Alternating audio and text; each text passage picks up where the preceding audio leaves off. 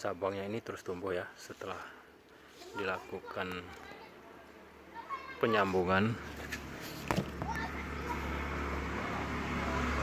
dengan teknik sambung susu. Assalamualaikum warahmatullahi wabarakatuh. Siang ini kita akan bincang sedikit, bahas sedikit mengenai sambung susu pada alpukat. Ini adalah alpukat kelut yang masih berada di dalam pot. Alpukat ini sebelumnya sudah pernah berbunga ya. Jadi kita ingin bahas sedikit mengenai perbanyakan bibit alpukat dengan cara sambung susu. Ini adalah salah satu cara perbanyakan bibit alpukat yang bisa diterapkan pada alpukat, yang jarang dilakukan dan jarang dibahas ya. Ada beberapa kelebihan dan ada pula kekurangannya. Kita mulai dulu dari kekurangannya. Yang pertama, sambung susu ini tidak bisa dilakukan dalam jumlah yang banyak ya. Tidak bisa dilakukan dalam jumlah yang masif. Dikarenakan kenapa? Kita perlu persiapan dulu, yaitu batang bawah, seedling, dan juga cabang yang sudah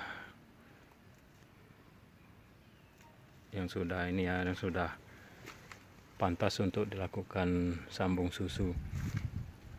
Diutamakan cabang-cabang yang sudah pernah mengalami proses pembungaan, sehingga secara genetiknya setidaknya sudah teruji, sudah pernah kita buktikan bahwa dia berbunga. Nah, sambung susu ini tidak banyak dilakukan dikarenakan keterbatasan percabangan yang bisa dilakukan ya. Ini sebenarnya bisa diletakkan ke atas, digantung ya. Tanah ini dibungkus sedikit, kasih kantong plastik gitu, bisa dibungkus. Di cabang-cabang yang lain juga bisa dilakukan sebenarnya. Cuman akan tetapi kalau kita lakukan itu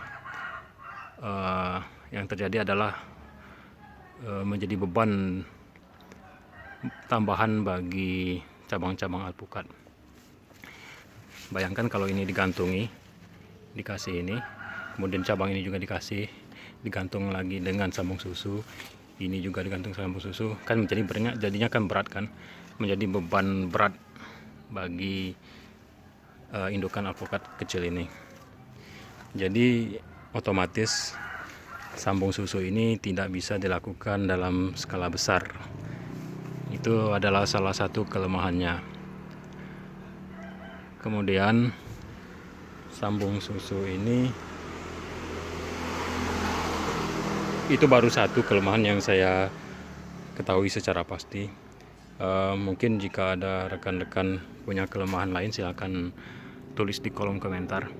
Kelemahan berikutnya adalah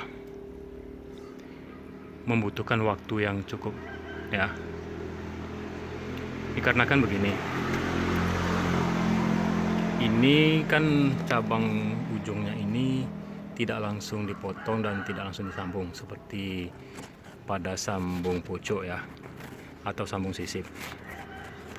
Pada sambung susu ini kita lakukan secara perlahan-lahan, yang mana batang bawah atau seedling ini kita buat dulu sayatan, kemudian di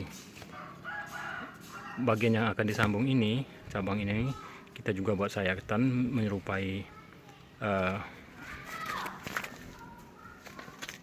pasangannya ya, sehingga ini bisa posisinya melengket. Ini tidak putus langsung ya rekan-rekan, kita tunggu dulu dia tumbuh. Artinya ini tetap tumbuh dan ini pun tetap tumbuh, mendapat nutrisi dari bawah ya. Kemudian selain dari nutrisi dari bawah, dia didukung dari pohon indukannya ini, dapat double nutrisi yang ini ya, baik baik batang bawahnya maupun sambungannya ini dapat double nutrisi sebenarnya. Nutrisi dari sini dan nutrisi dari sini, dan ini pun saling memberi nutrisi. Dari sininya, dari pohon ini ada nutrisi yang tersalur juga ke sini. Nah, ini proses perlengketannya nanti pelan-pelan, tidak langsung kita putus. Nanti kalau dia sudah mulai menyatu, ini pelan-pelan akan kita buat semakin genting ya, sehingga pada saat dia mulai benar-benar siap, ini kita putus. Nah, itu kekurangan kedua adalah dari segi waktu, bahwa dia tidak langsung diputus, tidak sama seperti pada sambung pucuk ataupun sambung sisip. Kemudian kita akan bahas kelebihannya. Kelebihannya tadi ada disinggung sedikit pada kekurangan yang kedua, yang justru menjadi kelebihan sebenarnya, yaitu angka keberhasilannya yang tinggi ya. Mengapa angka keberhasilan yang tinggi? Dikarenakan cabang ini tidak mengalami putus nutrisi ya secara langsung. Dia masih mendapatkan nutrisi, dukungan nutrisi dari pohon induknya ya. Dia masih mendapatkan nutrisi dari pohon induknya, sehingga tidak risiko layu, risiko matinya itu lebih kecil. Itu salah satu kelebihannya ya. Cabang ini tidak langsung terputus nutrisinya dari pohon indukan, dan cabang ini juga mendapat suplai nutrisi dari batang bawah seedling tambahan. Mereka saling support nutrisi, baik dari atas ini ke bawah ataupun dari bawah ke atas. Itu adalah keuntungannya, yaitu angka keberhasilannya yang tinggi. Nah, ini memang jarang dibahas karena tadi kelemahannya adalah susah untuk dilakukan dalam skala besar. Akan tetapi untuk skala rumahan, skala hobi-hobi rumah, bisa kita coba dan bisa kita terapkan, kita pelajari.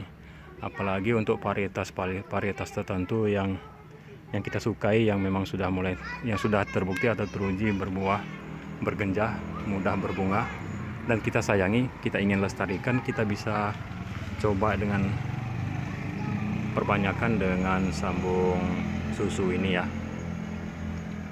Ini ada beberapa batang yang dilakukan sambung susu. Yang ini, cabang ini juga mendapat pelakuan sambung susu.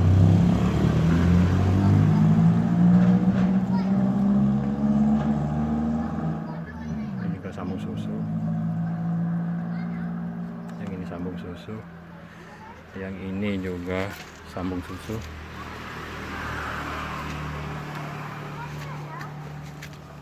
Kita sambung di sini. Ya.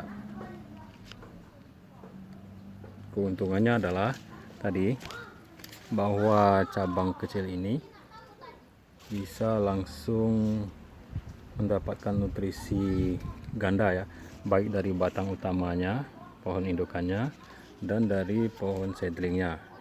Sedangkan batang seedlingnya sendiri bisa mendapatkan dukungan nutrisi dari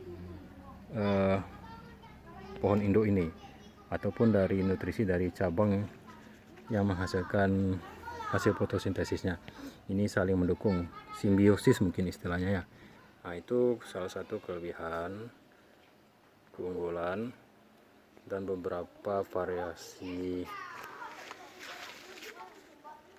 maksud saya beberapa keuntungan yang dapat kita peroleh dari variasi perbanyakan dengan cara sambung susu. Insya Allah nanti kapan-kapan saya akan buatkan videonya, yaitu cara sambung susunya ya, karena ini sudah terpasang, jadi